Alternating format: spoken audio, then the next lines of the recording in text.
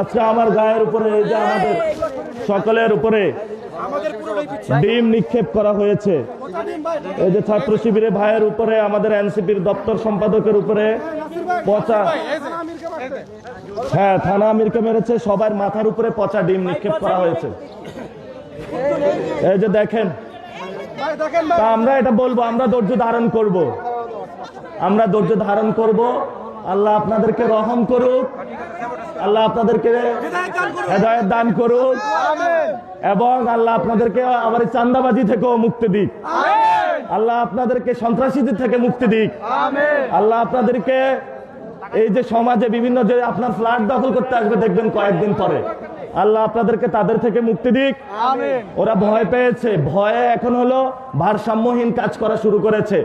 সমস্যা নেই, জনগণ ভোট দিবে, সবাই আস্তে আস্তে চলি।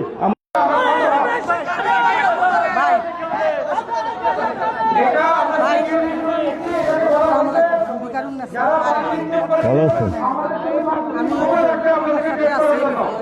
একটু পরিস্থিতিটা আগে টাকা দিই। আচ্ছা শুনেন, আমরা ধৈর্য ধারণ করবো। উপর থেকে ময়লা পানি ফেলাইছে, পচা ডিম, এই যে ডিম দেখেন, ডিম ফেলাইছে। সবাই ধৈর্য ধারণ করি, সবাই সবাই চুপ থাকি, সবাই ধৈর্য ধারণ করি, সবাই ধৈর্য ধারণ করি, কেউ কথা বলবেন, সবাই ধৈর্য ধারণ করব।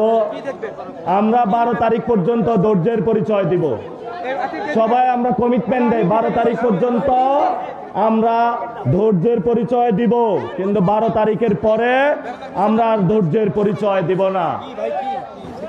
আজকে রমনা থানার সম্মানিত আমির